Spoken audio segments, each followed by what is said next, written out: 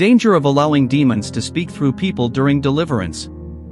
A profound teaching by the evangelist, Brother Tony. Many deliverance ministers have adopted the practice of allowing the demons to speak and also take control of the person's body for a long period of time. This is done in order to communicate and retrieve information from the demons inside the person. I have seen where leaders would delay the deliverance for 2 hours or more in order to retrieve information from the demons. They do that without realizing the detrimental effect that the essence of the demon could have on the person's health. Today, I want to speak about what happens to a person's body when demons are speaking or manifesting through them for a long period of time during deliverance. This teaching is based on scriptural foundations, divine revelations, and divine understanding of the character of God within both the Old and New Testament. As you delve into this wonderful teaching, please feel free to subscribe, share, like, and comment. Before we go further, I want to establish this understanding. Our body without the spirit consists of lifeless tissues. These tissues are formed from various types, networks, and categories of cells. These cells, however, are made alive because of the energetic essence of the human spirit. The human spirit is a positive, dynamic energy life force that supports and nurtures the physical, emotional, and mental well-being of the individual. It is the very essence that sustains life within the physical body, acting as the central force that animates and connects every cell, tissue, and organ to function in harmony. We are made alive to speak, move, and function by 5 senses because of the fusion between the body and the spirit. While the body operates through the intricate interactions of physical systems, it is the spirit that breathes life into these systems via an energetic and electric presence in essence. But how is this information vital to deliverance? Let me explain what happens in the human body. Just as a person's physical body is made alive to function by the energy of the spirit, it is the same way a demon can animate a human body. When a demon takes over a human body, it means the negative energy of this spirit force has replaced the positive energy of the human spirit. It is this unholy fusion between the human body and the demon spirit that gives the demons the capability to utilize the human faculties to speak and manifest. But note, the human body is not conditioned to function under the negative energy of evil spirits. The fusion of the human body with the human spirit is safe and compatible, but the fusion of the human body with a demonic spirit is like exposure to doses of nuclear radiation. Every day, our bodies are exposed to radiation such as non-ionizing radiation, which is harmless to our bodies. However, if we were to be exposed to the radiation of radium, thorium, uranium, or any other ionizing radiation, it would be very hazardous to our bodies, as these bad radiations can cause genetic mutations, cancers, tumors, organ malfunction, and even organ failure. The positive energy of the spirit is essential for maintaining a healthy flow of energy throughout the body, which is often referred to as life force. Therefore, when the spirit is strong and aligned, it enhances the body's immune system, aids in recovery from illness, and encourages resilience in the face of stress or trauma. The opposite happens when the human body is subjected to the negative energy of demonic spirits. Just like how radiation can slowly break down the DNA of living organisms over time, demonic energy works in a similar way, eroding the human body and spirit. The longer a demon speaks through and uses a human body, the more it feeds off the human's energy while simultaneously polluting it with its own dark essence. It's like being exposed to the radiation of radioactive energy. The longer the demon keeps speaking through the person, the more damage is done to the person internally.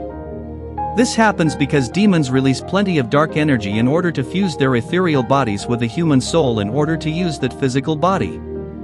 It is a violation of the laws of spirits for demons to speak through humans. However, in demonization, demons violate the spiritual barrier between realms and speak through their victims.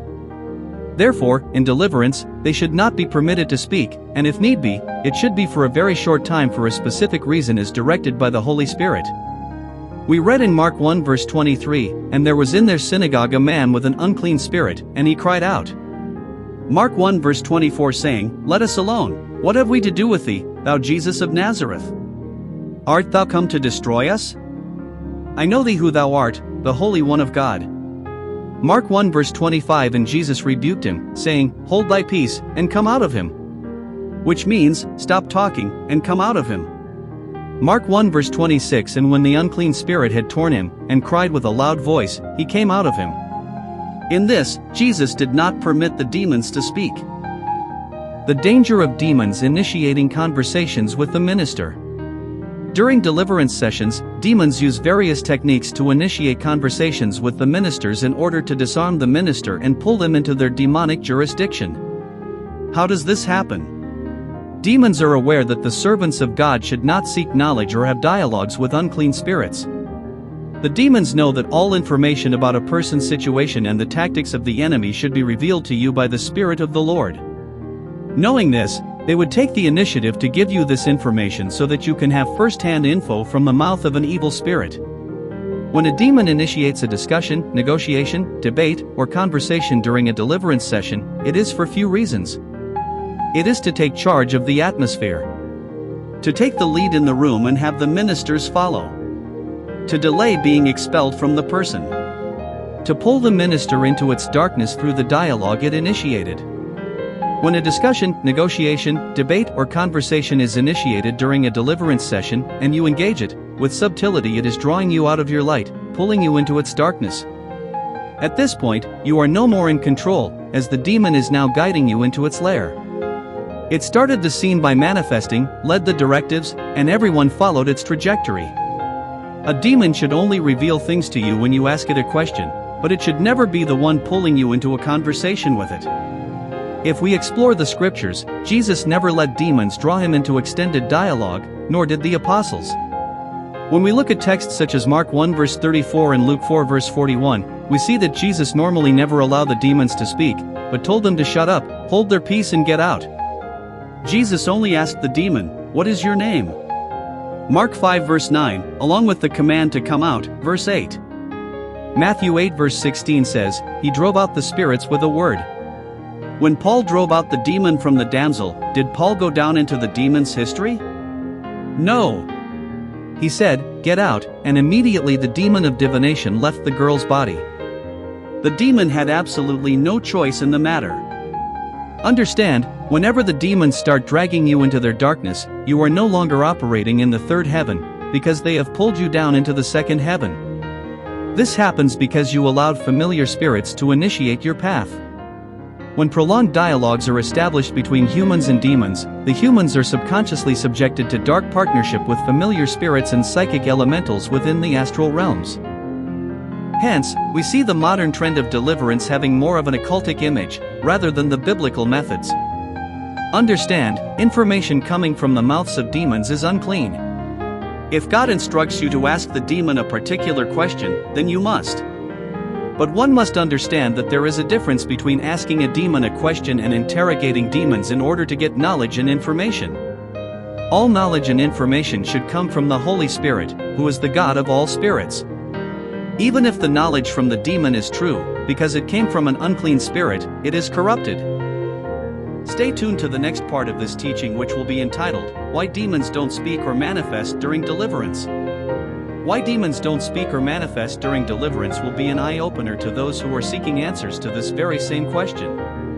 Subscribe now to get the notifications of all my content posted.